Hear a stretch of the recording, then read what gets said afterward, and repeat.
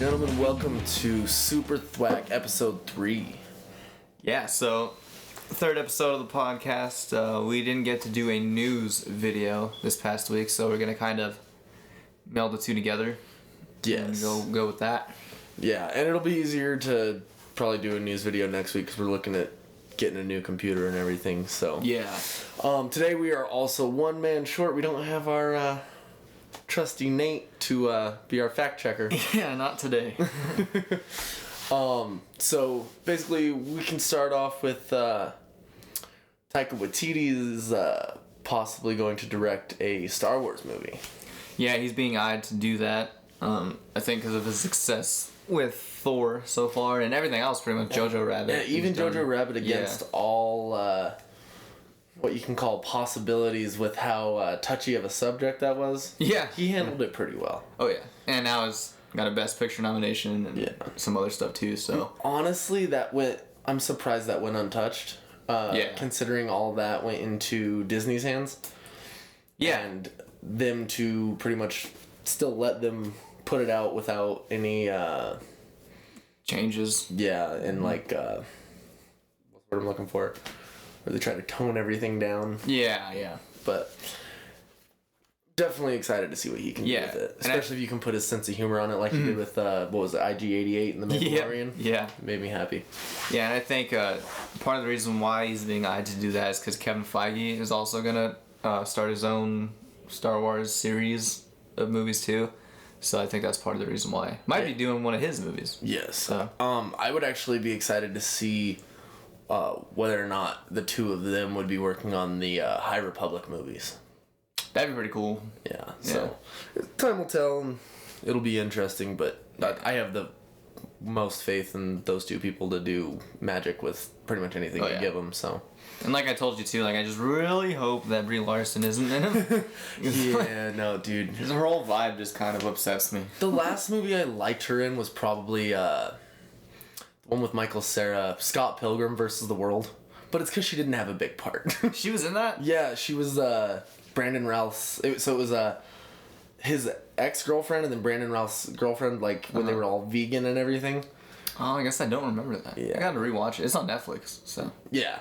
I want to watch it again, actually. Nice. I haven't seen that movie in a while. Yeah, I think the first time I saw her was in 21 Jump Street. With Jonah Hill. I forgot she was in that. Because, I don't, her face, I don't know, dude. She just looks mad all the time and just, I don't like it. She's very wooden. Yeah. When it comes to her acting. It's not. It doesn't feel organic the way, Right. That's why I was still to this day so irritated that the first female Marvel movie wasn't Black Widow. Yeah. It felt like an insult. Yeah. Especially when DC did a female-led movie before Marvel introduced her in 2010. Yeah, Iron Man 2. Yeah, if Marvel really wanted to set the standard, they should have done that. Oh yeah. Right away. It would have made more sense, and it would have made them at least more respected in the female community and everything. Yeah. And it would have made it to where at least you can say they tried to start building their female characters better from the beginning. Yeah, because now that I feel like they're kind of forcing it, and I don't know, it feels weird. Whereas DC now is leading with their woman. Oh, yeah. So it definitely tells you where their faith was when they were making everything. Yeah, and I think Wonder Woman has one of the most iconic scenes now in comic book movies, the No Man's Land scene. Oh, dude. So yes, just wrist guards and that was a dope scene. Oh yeah, yep. Definitely excited to see Wonder Woman 1984 because of the that gold suit. Yeah, is that in the comics? Yeah, it's what she breaks out to fight gods. Okay, yeah, nice. So it'll definitely be interesting. Curious to see what route they take with that, and I'm curious to see what Kristen Wiig looks like as Cheetah. I'm kind of worried about that still. I hope they don't. I would almost rather them do something subtle and not full on. She looks like a cheetah. Yeah, either go all out or do super minimal. You don't need to make it the most literal thing, but if you do, you need to go 100% in. There is I don't know if they were real images, but there were leaked images on Twitter. Somebody had a picture of Cheetah from some sort of merchandise, and it was just Kristen Wiig with a cheetah print jacket on or something like that, and it looked kind of cheese, but I don't know if that's real or not. I hope not. I'm just gonna play it by ear. Yeah. Watch the movie. If they go in with the same mindset as they did with the first one, I'll walk out happy. Yeah. So. Yeah. But there's a lot more writing on this one than there was the first one too. So. Yeah, because like you did really good with the first one, so now people are expecting that or better. Yeah. One thing real quick though. Speaking of DC Universe, this week I was watching the Crisis on Infinite Earths because it returned. Yeah. From the winter break and everything, and literally the first, maybe just past the 10-minute mark. Barry Allen's trying to find everybody in the Speed Force and like get it to where everybody remembers each other. Yeah. And he meets Grant Gustin's Flash meets Ezra Miller's Flash. Yeah, you sent me that clip. Yeah. Oh, dude, tripped me out. It's one thing I never noticed though is in the DC movies, they never call him the Flash. They don't do that. No. Yeah. And to the point where that's going to be how he gets the name the Flash. He meets him and he's like, dude, I'm the Flash too. And he's like, you're the what? And he's like, okay, the Flash is kind of a dope name. Yeah. And he's like, what's your name? He's like, Barry Allen. He's like, no, shut the front door. And so I think that's going to be the way that if they do like somewhat of a Flashpoint movie, that'll be the way that he gets his name and they'll kind of connect everything. Because now at this point, pretty much every movie and every show that they've ever made is connected in some way to the Arrowverse. They all are just on different planets, different Earths or different universes. So. Okay. Do you think that's gonna have like a huge like effect on the movies themselves? I don't think that they'll really do anything with any other universes in DC, at least for a few years. I honestly think that DC has more faith in themselves than Marvel does, and I think they'll do it before Marvel does. The whole multiverse thing. Yeah. Time will tell, but I just think that DC has more of guts to pull something like that. Yeah. And you were kind of saying that you were thinking in the new Wonder Woman they were going to do a Flashpoint type of thing. Yeah, and I think that's why, because this movie was actually supposed to be released last year, right around the same time as Captain Marvel. But they went back and did a bunch of rewrites and reshoots to fix stuff, and I assume it's because they're putting like a little Flashpoint kind of tweak on it to write out Ben Affleck and figure out some way to make everything work in the context of what they already had. Yeah, I feel bad for like Ray Fisher because this movie is supposed to come out this April. Cyborg. He's the only person since Justice League I haven't heard anything about. Yeah, no, nothing. And it makes me wonder if they're even going to keep him as Cyborg. I really don't think so. It was a very it wasn't the best performance, but it wasn't worthy of being shunned either. Yeah, at the same point, like he really didn't have a whole lot to do. I'm sure he had a whole lot to do in the Snyder Cut or whatever, but and hopefully one day we get to see that. But yeah, I don't know. They definitely put all their eggs in one basket and then transferred baskets. Yeah. So it'll be it'll be interesting to see what direction they go with all that. Yeah, but for sure. It's another one of those things. Time will tell. Yeah. Mm-hmm. We only got 4 months until that movie comes out, like May-ish, I believe. Or is it June? Which one? Wonder Woman. Oh, June. Yeah. Yeah, June. Yeah. Okay. So yeah, that'll be interesting, and hopefully we'll have some answers after that. Mm-hmm. The other big talking point, comic book movie wise, this week was Morbius. Yeah, the first trailer. They called it a teaser trailer, but that thing's almost 3 minutes long. Yeah. And me and you talked over the last 2 weeks about how we're just kind of really weren't interested. Yeah. We didn't think it would go anywhere, didn't think it would do anything. And I still don't know if I have 100% faith in this movie. Yeah. But I was happy there was no face tattoos. Yeah. And he seemed like he picked one thing and was sticking with it, and it's back to old Jared Leto acting. Yeah, it looks that way for sure. And like tone wise, I think overall, just for the trailer, I think it looks better than Venom. Yeah, it looks like it'll be consistently dark. Yeah, and you're always gonna have a couple moments of little ha-has here. Yeah, but it looks like they planned this one out a lot better than Venom.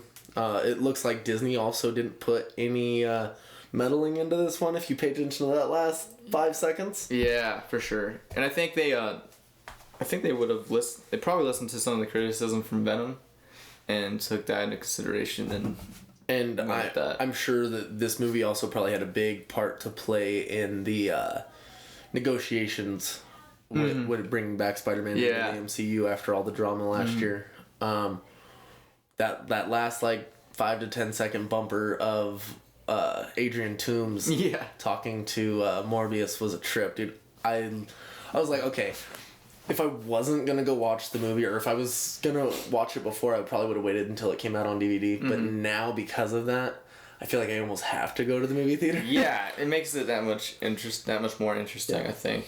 Whereas 3 weeks ago, I had little to no interest. Yeah, I don't think anyone did.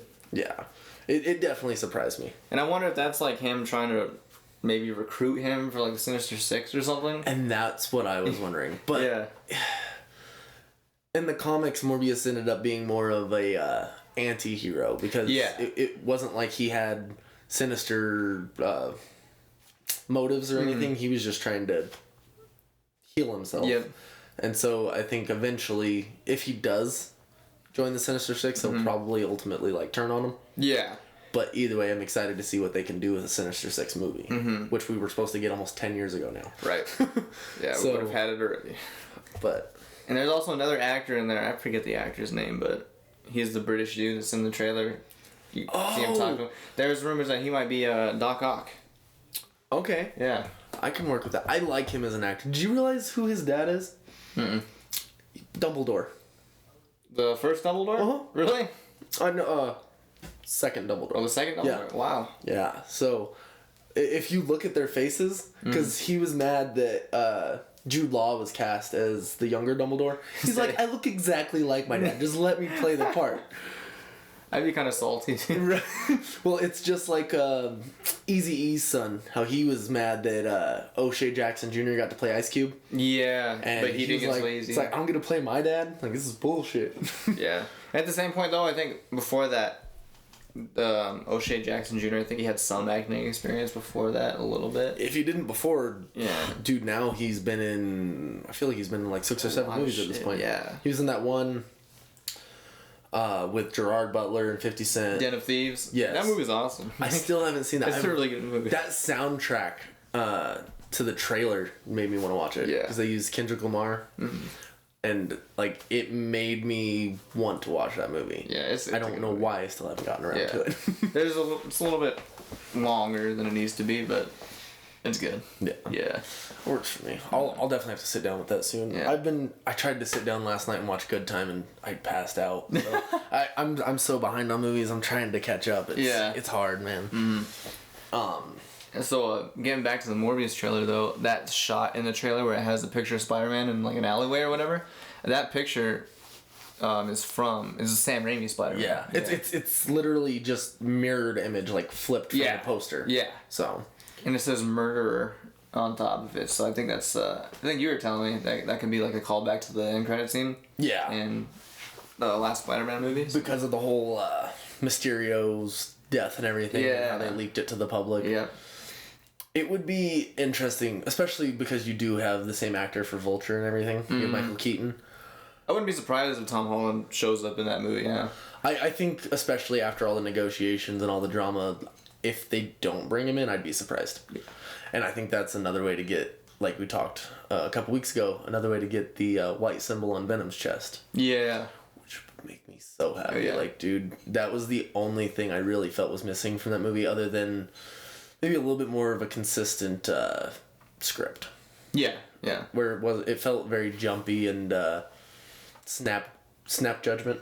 Yeah, yeah, and I think in the next Venom movie, if he does end up getting that spider, I think he'd have to have some sort of altercation with Spider-Man. I'm sure, like at the beginning or something. Yeah, just something. And then I know me and you talked like a couple weeks ago about possible. Like theories for the movie and everything for like the next Spider-Man movie. Mm-hmm. If they were to do a multiverse with it, I would be happy. Oh yeah. Because obviously Marvel wants to kind of distance themselves from having to do too much course correction. So I'm definitely interested to see if they do the multiverse thing. I think Spider-Man would be the only way in. Oh yeah. So for sure. But it'll, just like everything else, it'll be interesting to watch how it unfolds. Oh yeah, for sure. What else happened this week? Quentin Tarantino kind of announced that he was thinking about doing like a spin-off of Once Upon a Time. Just like he thinks about doing a spin-off of every other thing he's ever made of. It would be interesting though, because, and I think the only way it would work is if he's able to get Leonardo DiCaprio back, and it would be interesting to see if Brad Pitt would actually take a stunt double role. Right. But basically, instead of like a hard spin-off like where you're following the same characters, you're following the characters that those characters played in the movie. Yeah. So you'd be following Leonardo DiCaprio, but as Jake Cahill, not the character he played in Once Upon a Time in Hollywood. Yeah. You're watching the character that he played in the TV show in Once Upon a Time in Hollywood. It's like you're watching the TV show. Yeah. It's like Inception. Yeah. All over again. Yeah. And I'm sure Leo would be down for that. Yeah. I'm positive. And they're saying it would still probably take them about 2 years to make it, but it would only be a 5-episode TV show and about an hour each. Yeah. Which would be interesting because you get that hammy kind of acting that you got in the old Western TV shows. It would definitely be interesting. I'm sure it'll be black and white too. And I think if you do it any other way, it would be wrong. Yeah. But if you're able to bring in Michael Madsen, Leonardo DiCaprio, obviously you can't bring in Luke Perry anymore because he passed away. Yeah. Sadly. But like they can even bring in Luke Perry's son, who was in the movie, for that scene. Yep. And to do a little bit more. Even though I don't think he's the best actor in the world because he's on AEW right now, actually. Oh, is he? Yeah, he's a wrestler. So. Oh, wow, okay. Yeah, and they don't really look that much like, because he has super long curly hair, and you're like, until they say his name, you don't know. You wouldn't know. Yeah. But that's funny. Yeah, it would definitely be an interesting. It'd be something I'd watch. Oh yeah, for sure. Yeah. I just wondered if it'd be on Netflix or where it would be. So that's the thing. You have to think, who does he really work with anymore? Because now that the Weinstein Company is gone, he pretty much had to form new relationships. I don't even remember, was it Sony? Sony, yeah. Well, which I thought it was going to be Warner Brothers when they were talking, but and if it's probably still would be connected to Sony, because I think that Sony would at least own the rights to option for more stuff. Yeah. It would probably end up going to Netflix, because everything that Sony's done that's gone straight to streaming service has pretty much been Netflix, because The Interview with Seth Rogen and James Franco. Yeah, because of all those hacks and everything, they weren't able to put it in theaters, but it went right to Netflix, which made me happy. I didn't have to go spend money on that. Yeah, so. That makes sense. I'm more than likely it'll be there. Yeah. So looking forward to that. Oh yeah, for sure. Yeah. What else we got this week? It wasn't the most eventful week when it came to movie news and stuff. So, and I think that's the other reason we were more leaning towards not doing a news video this week. Yeah. It was hard to find anything. Yeah. There's like some like bad but funny stuff, like the Doolittle rating. Oh yeah. It flopped. I saw it had like a 77% audience score, which surprised me actually. Yeah. But it had like, when I sent you the picture, it was 17%. It could have changed now, but the critic reviews were awful. Oh, yeah. Like, to the point where I was reading some of the reviews and they made me laugh. Like, it was bad. It was like, "We're sorry, cats. Please come back." I was like, dude, that's like probably the most harmful thing you could say to this movie. I feel like complete shit if I was like worked on that movie. And like me and you were talking, it definitely feels like Robert Downey Jr., like, outside of the Iron Man, doesn't really have a role anymore in acting, because he's either going to be typecast, or they're going to be aiming for too different or exactly the same as... And this was too different. Yes. To the point where he had some funky accent, and they... I think I would have been more happy with it if they would have done something a little closer to the old Dr. Dolittle formula.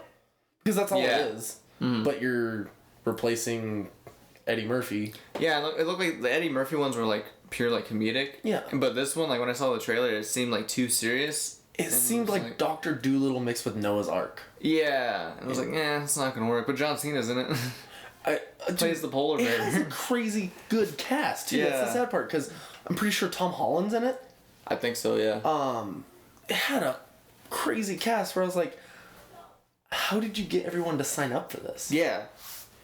The CGI didn't look fantastic. Nope. The script didn't look anywhere near where it should have been to be greenlit with that many good actors. Oh, yeah. Like, budget-wise, it didn't make sense. Yeah, no. It's just one of those things. I think the only, franchise that he had outside of the Marvel universe would be Sherlock Holmes. Yeah. I think that's it, because The Judge, like we were talking about, that one wasn't that great. Yeah. And I still haven't watched that one, but I was mad they didn't make a third Sherlock movie. And if they still could go back and do it, I'd be happy. Oh, yeah. Because, like you were saying, the guy from Morbius that could be Doc Ock, he played the main villain in the second one. Moriarty. Oh, that's right. Yeah. He did, yeah. So, it'll be... I would be happy if they were to bring that back. Oh, yeah. Yeah, because when the first one came out, I think I saw it for my birthday in theaters, and then once I got it on Blu-ray, I think I watched it like a shit ton. Yeah. I love that movie. It was good. It was well thought out. And that gimmick they used for the fight scenes made me happy. Oh, yeah, where he like kind of like details what he's going to do. Yeah. Slows time, plans everything out, and then for the most part, like, was able to execute everything perfectly except against Moriarty. Yep. Like, they just had each other's number. It made so much sense in the vein of those movies. Oh, yeah, for sure. And those are Guy Ritchie movies, too. Yes. And then his tone worked with that, his style. So. Absolutely. I'm definitely excited for the next Guy Ritchie movie, that Gentleman. Gentleman, yeah. I think I saw the one trailer and I haven't looked too much into it, but from what I saw, it looks pretty good. I personally think I'm just excited to see Charlie Hunnam in a movie again. Yeah. Even though the only movie I really want to see him in is a Green Arrow flick. Yeah. Like, I've been holding on to that since before Sons of Anarchy ended. Yeah. So... You never know, it could happen. Yeah. I would definitely be happy to see... Lose your shit. Yeah, I would lose my damn mind. I would do something probably a little bit drastic. That's like my one dream casting where, like, if they were to do that, I would never complain about anything else. Yep. Until you get another Jared Leto Joker. Oh, yeah. See, one of my dream castings is actually happening with Robert Pattinson as Batman. I've actually been thinking about that for, like, a year or two. I didn't know I wanted it until it happened. Because before he got cast, I was wanting Jake Gyllenhaal's Batman. Yeah, that one was exciting me too, because they were talking about it at first, but then I was like, it's not going to happen. That would be the only person other than Robert Pattinson I think I'd have faith in right now. I'd have him, or if they were going to go with an older Batman, John Hamm would have been good. Yeah, I would agree with that. Yeah. The other thing that I want to happen is one day I want to see a Batman Beyond movie.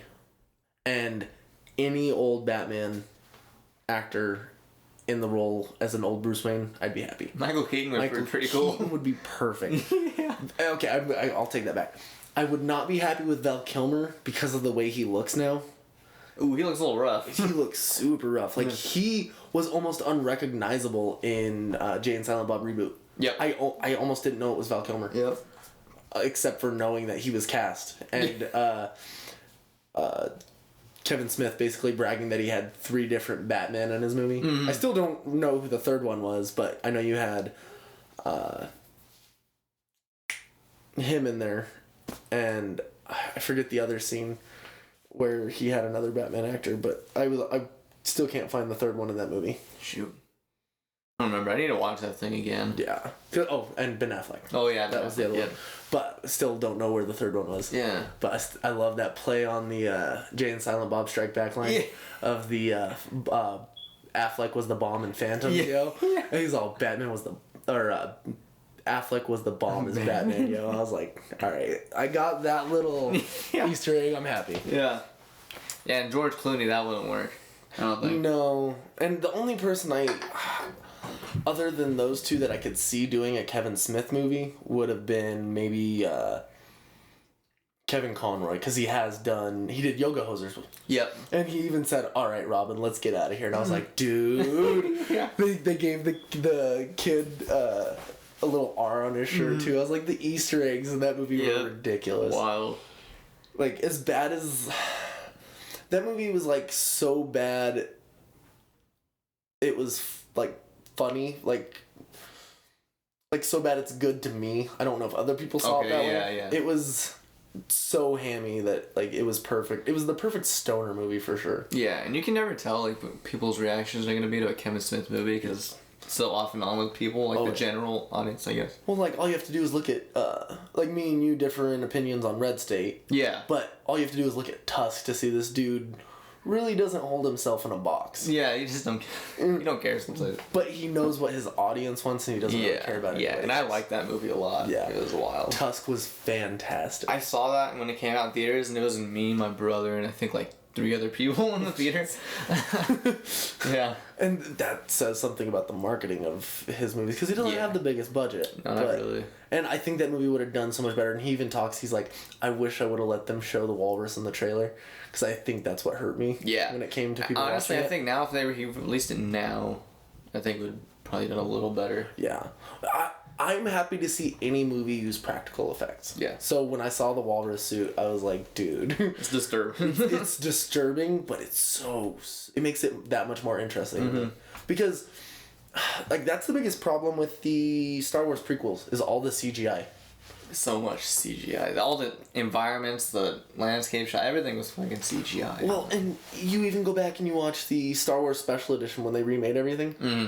Jabba the Hutt looks worse. Yeah, you can't even get your hands on the original cuts on video or DVD. Dude, I'm sure you could sell that for bank if you still have the old VHSs. Because I was going through, cleaning my garage the other day, and I found special edition ones, and I was like, these probably ain't worth anything. But I was like, if you had the originals, that's like thousands of dollars. Yeah. Collectors, dude. Mm-hmm. They will pay anything for that. Yeah. And I have, well, they were my parents, but I have the original trilogy on VHS from 97, but back in the day, like, when I watched, I thought it was the real thing, but now I'm like, oh, these are the ones that are messed with, too. Hey, honestly, like, I don't think I've ever actually seen what the Emperor looked like from the originals, like, before everything was tampered. Yeah, I don't think I have. Because he went back in 1997, he put Ian McDiarmid in. Yep.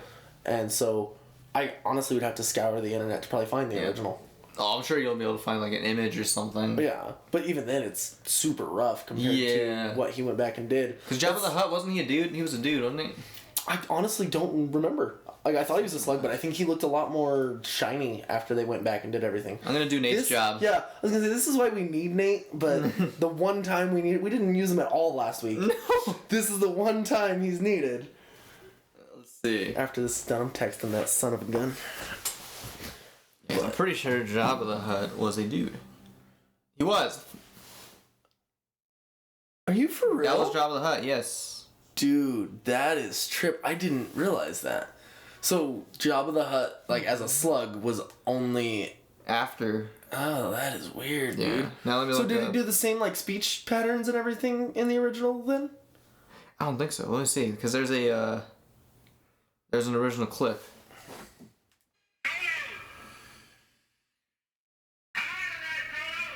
No.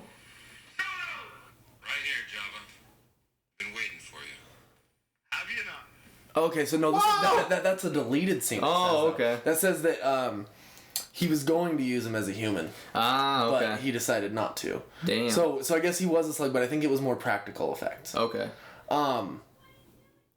It's crazy how much meddling George Lucas did with those movies after they were already what many people would consider to be perfect. Yeah, and see, I thought it was something that the Emperor looked way different than what we ended up doing. Yeah. Like, that looks nothing like what you got. Apparently it's this dude. Yeah, dude, that is insanely different than the Ian McDiarmid version of the Emperor. So, him tampering with stuff like that definitely changed those movies, but that's why I'm saying, like, I was happy when they did Baby Yoda as a practical effect. Yeah. That was a genius idea overall. Yes. Like, and I finally watched the last episode. You did? Yeah. Oh, okay, finally. Yeah. So, this is a little moment where we say if you haven't watched all of The Mandalorian, maybe, like, skip ahead 5 to 10 minutes. Spoiler alert. Yeah. What did you think about that last scene? The very, very last scene? Very last I don't know, scene. like, it was cool, but it didn't affect me. Like, I wasn't like, oh, shit. Well, did you watch Clone Wars or Star Wars Rebels? No, that's probably why. Yes, Yeah. because... Is he a character in that?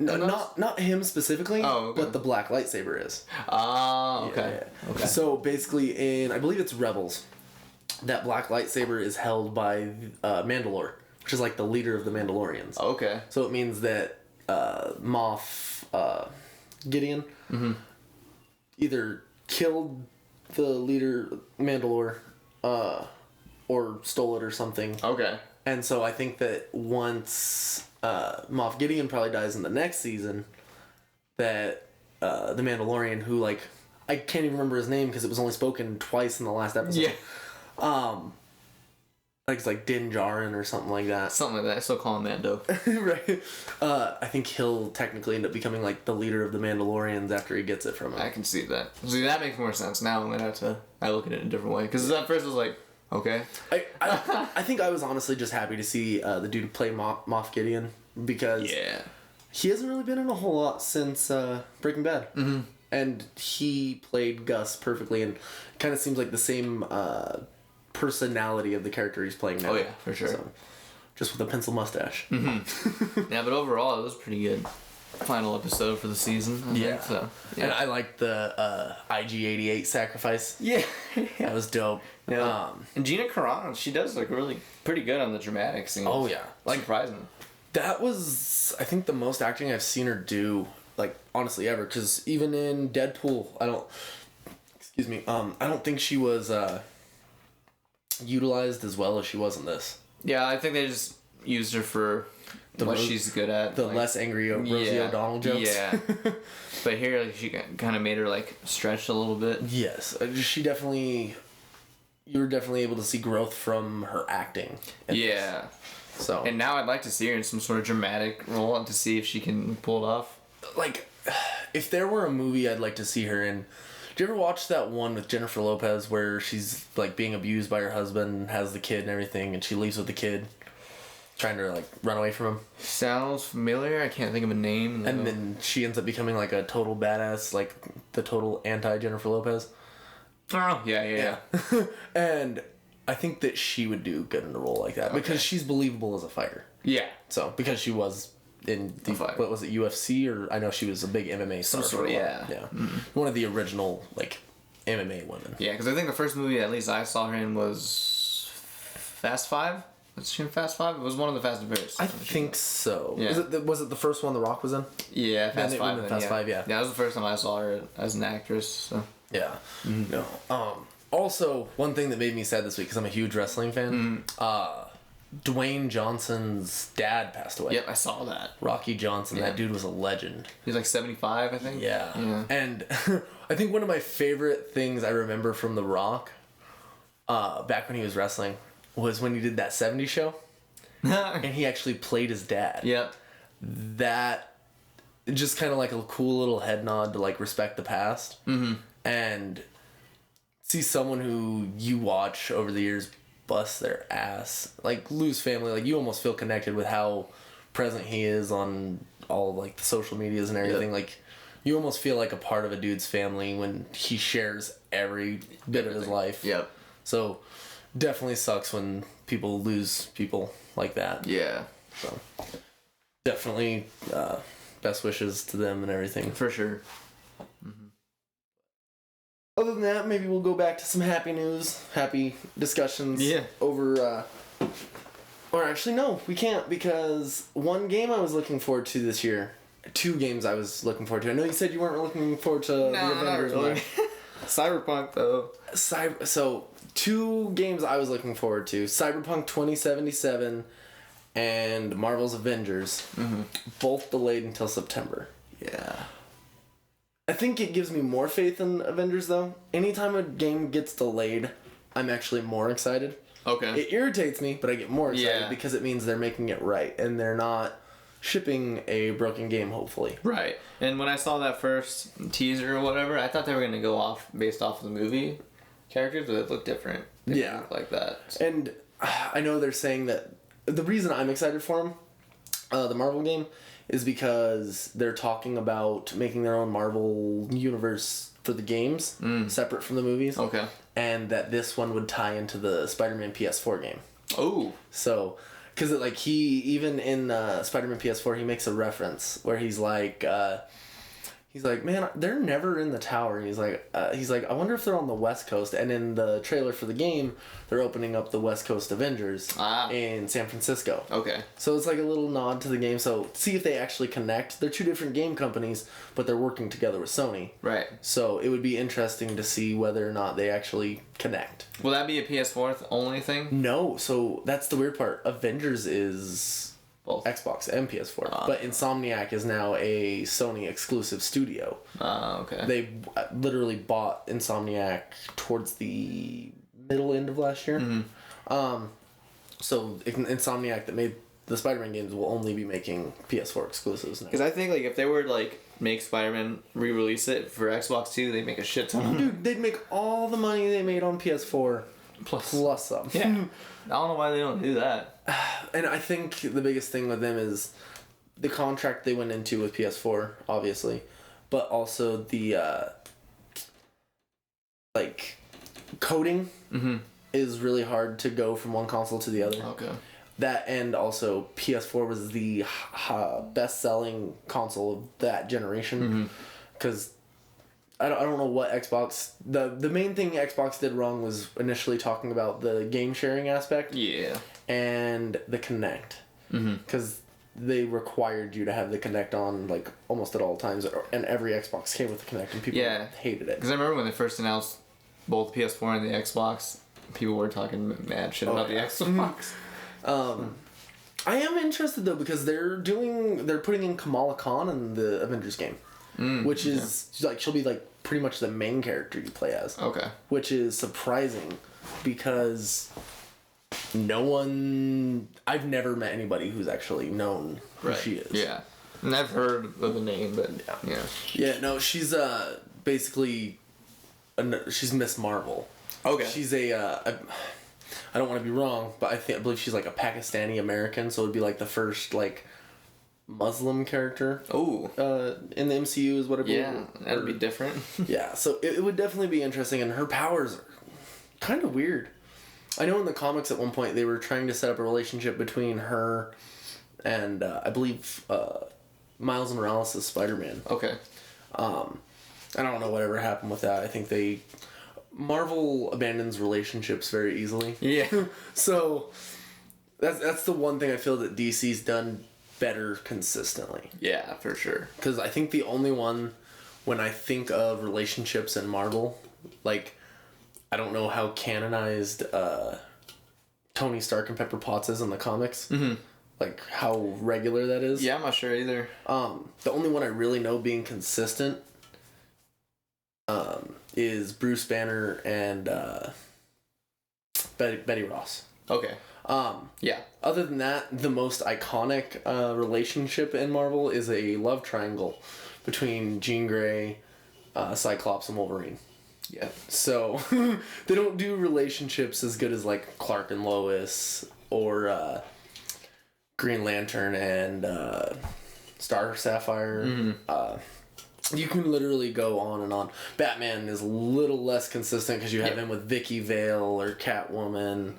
Yeah. Like, I wonder if they're gonna explore that in the movie or not. I honestly really hope that they do Batman, Catwoman right, because the comics kind of fumbled that because Scott Snyder was doing really good with that. And they decided he was supposed to do a 100 comic run. Like, he did the Batman and Catwoman wedding, and then DC pretty much made him pull the rug out and not let them actually like have a happy ending. Damn. Which, like, seeing some of the comics that like glimpsed into their future as a couple, I was like, dude, this is dope. Yeah. Because like he starts getting like Alzheimer's and oh shit, he passes away, and like they're together till they're like 80 or something. Like, it was kind of it was really touching. It was kind of deep cool stuff. Yeah. It was cool to see that kind of a Batman. Like, they have a daughter and she becomes Batwoman. It's just kind of crazy. Oh, that reminds me. That's another thing that came up. I forget her name, but the girl who plays Nebula in Guardians. Kate something. Gillian or something like that? Yeah, Gillian. Yeah, she wants to direct and star in a Batgirl movie. Oh, Batgirl. Yeah. Oh, so like Barbara Gordon or like... I'm not sure, but I just saw the headline, and that she wants to make it like in the realm of like the Dark Knight, because she likes the darker superhero movies, so she wants to like go with that tone. Okay, so I'd be happy with her... Yeah. I'd be happy with like a Killing Joke version, where... She gets popped? Boom. Yes, and she ends up becoming Oracle. Because you can either do Barbara Gordon or you can do Cassandra Cain. Either one of those would be dope. But I think I'd be happier with the Barbara Gordon. Especially, the only problem with that is if you're trying to make everything canonized now, and like do one universe, you have Jeffrey Wright as Jim Gordon. And so I'm excited for that. That would be dope. But to have a black Jim Gordon, and then to make his daughter white wouldn't make any sense. No, unless like mom's white. Yeah, but even then, you're gonna have a pretty large community being upset that you're whitewashing a character. Yeah. So it's like, it'd be safer to maybe even make her Cassandra Cain at that point and already have an Oracle. Right. So. And here's her saying that my favorite film in that world, my favorite one is Dark Knight. I just love the way that one is directed, so I would love to work in that world as a director.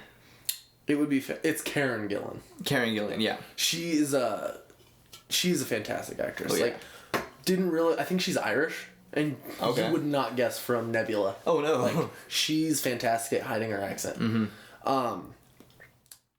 I would be happy to see her in another superhero role, because I don't feel like she has a whole lot left with Nebula.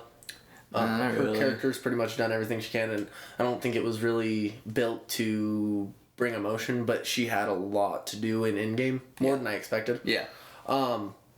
So I think that she served her purpose. If they were to kill her off in the next Guardians, I wouldn't be mad. That way she could have more of more of her own proper like solo role. Yep. I'd be happy with, even if that is like playing second fiddle to Batman. Yeah. Yeah, no, that would definitely be some exciting news right there. Oh yeah.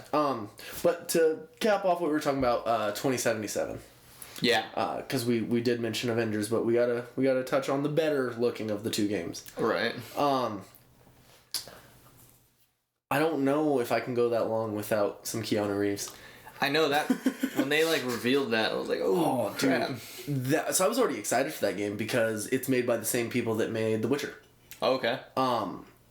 It's kind of crazy, dude. They use books as bases for... Is that a book too? Yeah.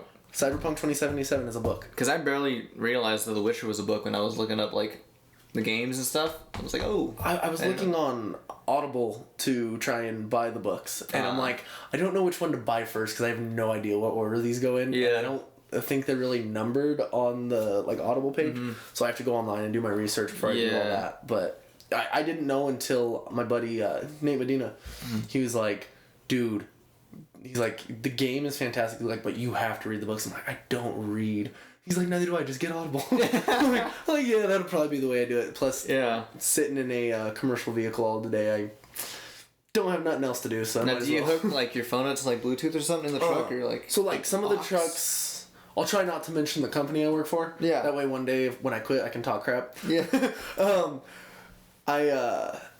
Like a lot of them, some of them actually have like the Bluetooth radio set up for us, which is awesome. But some of them only have the aux port. So what I did is I went to Amazon. I bought this. It's called a River Song Bluetooth auxiliary thing. It's about inch and a half. Okay. Plug it in, turn it on, connects to your phone, and just transmits. All you have to do is charge the Bluetooth piece. I love that thing because I am hard on my phones. Yeah. And the auxiliary port in my phone never works. Like, it gets damaged after like a month. That's how mine is too, yeah. So Bluetooth definitely is the way to go for stuff like that. Yeah, I see on my phone, on the iPhones, they only have the one port. And that's been like screwed up for a while. So I have to use like a charger where you just set it down on top, and I have to use Bluetooth to listen to stuff. Okay. Yeah. So where do you stand on Apple versus Android? Yes. I don't know. Like, I've always had Android, but ever since the first iPhone came out, like when we were like in 7th grade, I think it was, I've always wanted an iPhone just because of the way it looks and stuff. And That's pretty much the only reason why I like it. It's the way it looks. So it's not like the operating system or anything? No, because I don't have like... I have the basic apps on here. I don't do anything super crazy. So I'm definitely more of an Android person, just because I think the operating system's a little easier for me to use. Oh, okay. But if I had to choose, I'd actually go with the Windows operating system. I loved it. I loved the way it worked. But you can go buy a Windows phone now. They got rid of that operating system. You have to use the Android system. So, okay. I'm like, so there's no point in me buying a Windows phone. Yeah. So I want to get a new Apple computer because I think they're definitely better for like creating things. Yeah. Where I think Windows might be better for gaming. Yeah, because that's why I have a Mac for like music and stuff because I think it runs smoother and for that kind of stuff. So and editing videos and stuff. Yeah. Mac is probably the top choice for a lot of people. So yeah. Yeah. And I was listening to Joe Rogan and he's even like Mac's the way for like creatives, whereas Windows is definitely like your more laid back like gaming stuff like that. So. Yeah. So yeah, no, that makes sense. But yeah, no, I was definitely sad about 2077 being delayed. Yeah. And but like I said, I put more faith into games that put delays on them. Because I hate walking into a buggy mess. Like everybody was super pissed off when Grand Theft Auto 5 got delayed like 5 times. Yeah. Or when Red Dead got delayed like 3 times. Yeah. But all it does is make me more excited because you build the hype while the game's still being talked about, and you end up with a clean final product. Yep. You don't have to get 20 patches in where you're like, all right, well, this game will work one day. Right. Like, I loved Assassin's Creed Unity. I know not everyone feels that way.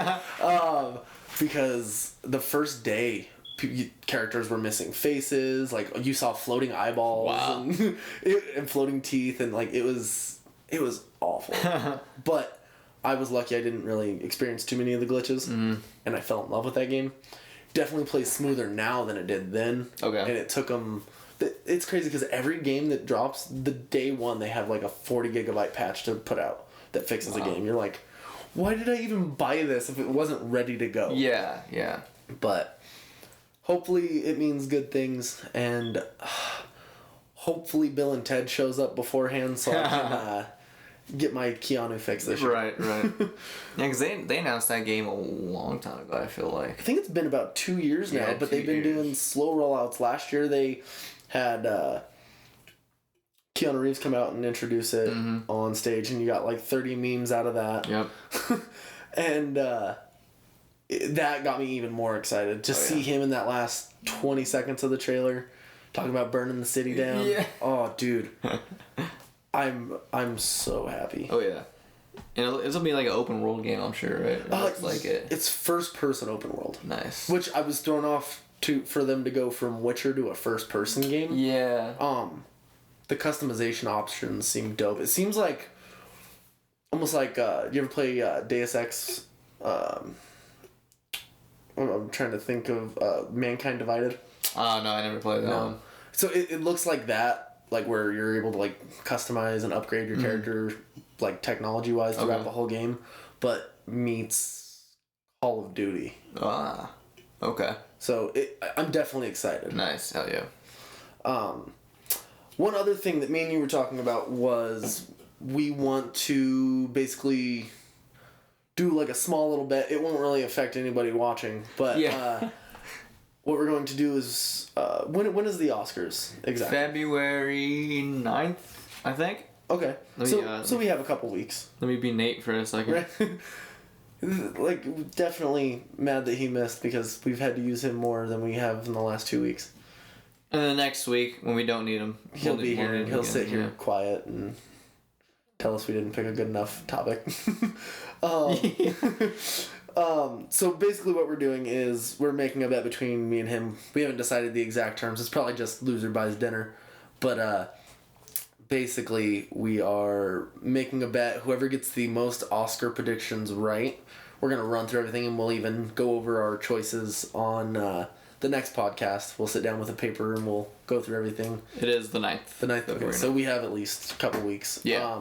So yeah, next Sunday we'll sit down and we will go over our Oscar predictions and drop all those and set those in stone. We'll write them down on a paper so we keep track, and then we'll watch them and let you know what we decide on bet-wise. But yeah, and I'll try to, I'm sure he will too, try to watch the ones we haven't seen yet as far as Best Picture goes. Yes. And there's a few I haven't seen yet. So. I know you said the AMC puts on basically like a marathon. Yeah, dude, fucking sold out already. Already? Yeah. We were talking about it the other day, and you were like, it's not even on sale yet. Yeah.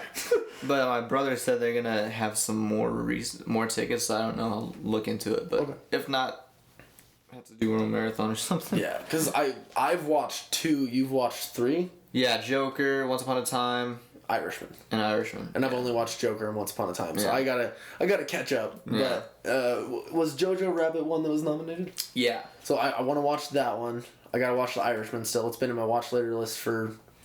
Marriage Story, the one I keep telling you about. Still, if my wife and kids aren't home when I get home, that's what I'll do. Parasite, which looks really good. 1917, and Ford versus Ferrari. I probably won't watch that one. I want to watch it just... I'm only interested because that's the creation of the Shelby Cobra. Yeah. And those cars are beautiful. Like, I'm not a crazy Mustang guy, but I love the Cobra. I'm really upset that Adam Sandler didn't get a nomination for actor. They gave it to Jonathan Pryce from The Two Popes. Oh. I'm like, what? Who? Did you see everyone was making a big deal of what he said on Howard Stern?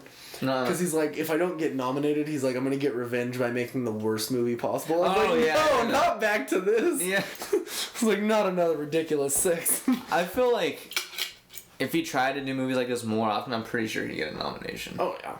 Like, if I was him, I'd go and try to do another fucking... That's the thing. Everybody knows he can, but, like... He tries to do the movies with his friends, which, cool. But it doesn't give him the respect he deserves. Because, like... Even with The Cobbler being a more comedy-based, like, he was better in that than he's been in, like, 10 of his last movies. Yeah. So, it's just interesting to see why he doesn't flex his acting chops more often. Yeah, and like, I really wish he would. He's fantastic, because, like, I told you, like, I love Punch Drunk Love. Mm-hmm. I'm trying to think of the other one that's really serious. Spanglish was semi-serious. Yes. Rain on Me. Never seen it. Never saw it. No. So he basically plays a dad that lost I believe his daughter and his wife. Okay. During 9/11. They were on one of the planes. Oh. And he just breaks down. Really? Like, goes insane. It's him and Don Cheadle. Okay. Really good movie. I'll have to check that one out. Yeah, no, I really enjoyed that one. Him, pure emotion. Mm-hmm. It's crazy. Wow, okay. Yeah. I'm trying to think when that one even came out. I think it was like 2007-ish. Okay. So. Nice. Yeah, I love that one. I'll have to check that one out for sure. So, I'm trying to think if there was really anything. I did hear one other thing that made me kind of excited this week. I think it was like towards the very beginning of last week. Okay. Do you know they're making another Jackass movie? Are they really? Yes. Are they? I don't even think their bodies can like handle that anymore. Because they all have to be past 40 now. Yeah, because probably in all like the youngest one was probably 20 when they filmed that first movie, and that was almost 20 years ago. I'm gonna fact check that for myself right now, but damn you, Nate. Yeah. But it's crazy because I think you're getting everybody back except for obviously Ryan Dunn. Yeah. Which I couldn't watch Jackass if they put like new people in it. Like, it's because of who it is, which is why I'll probably go and watch it again. Mm-hmm. The original Jackass came out. The first movie? 2002, yeah. So 18 years ago. Yeah, 18, almost 20 years. God. So everyone has to be pushing 40, if not past it. Oh, yeah. So expect a couple of broken hips and shattered bones during the making of the movie. Yeah. Let's see. Johnny Knoxville is 48. Oh, my Lord. Yeah. I think the youngest would probably be Bam, wouldn't it? I think so, because Steve-O's 45. Let's see, Bam Margera. He was born in 1979. Bam was? Yeah, so he's 40. Yeah. But still, 40 is pushing it. Yeah. which means, that would have made him about 21 when that first movie came out. Yeah. So, I was like, man, he seemed a little old to be living in his parents' house at that point, but he looked older than he was. Yeah, he was such an ass to his parents, dude. He was. And then, but you got so many good shows out of Jackass. You got Jackass, Viva La Band. I used to watch that all the time. The Unholy Union. Yeah, that one was.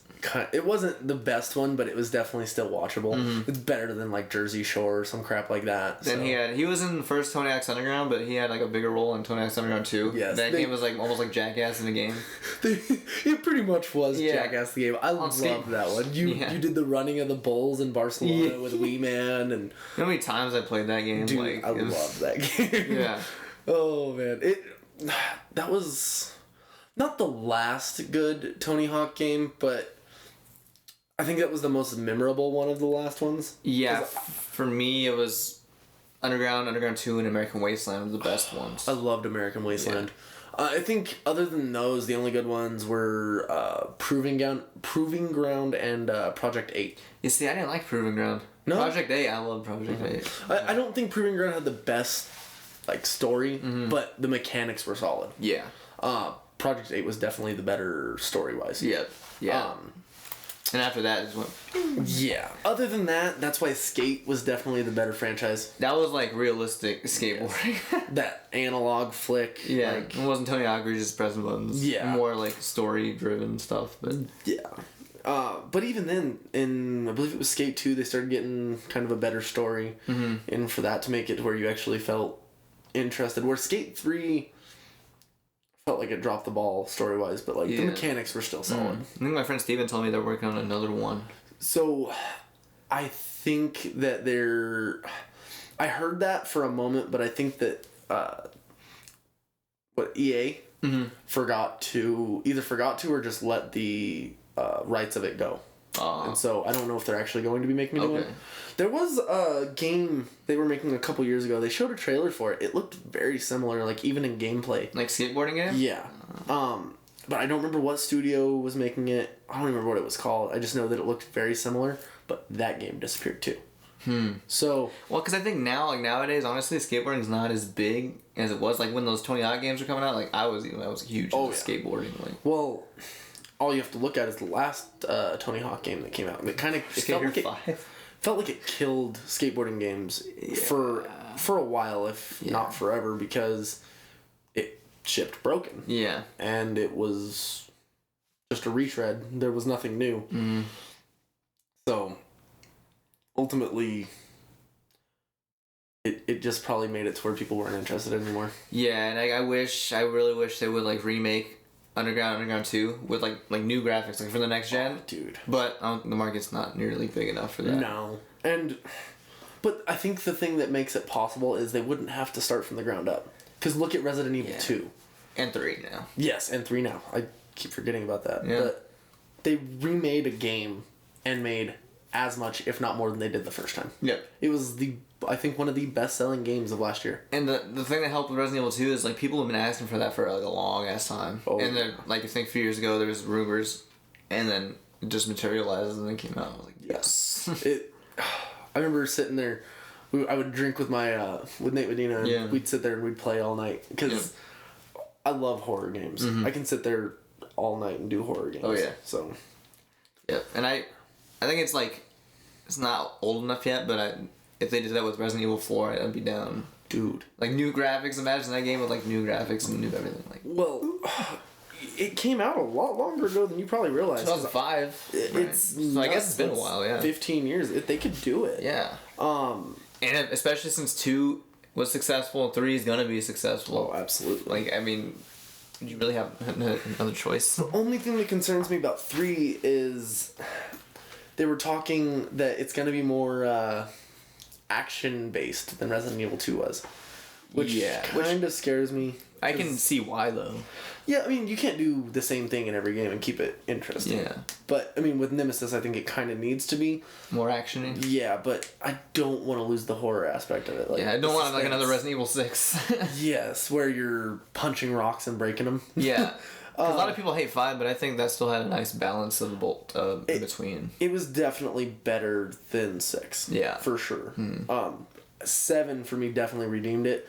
It was weird to go to first person in a Resi game, but... And it almost didn't feel like Resident Evil until it had those, like, tar monster things. I'm like, okay. Yeah. It definitely did something completely different with the formula, but I think it was welcome because you had so much of the same for so long, where it just... And it had Chris Redfield at the end. Yes. So I'm definitely looking forward to see what they can do with all that. So,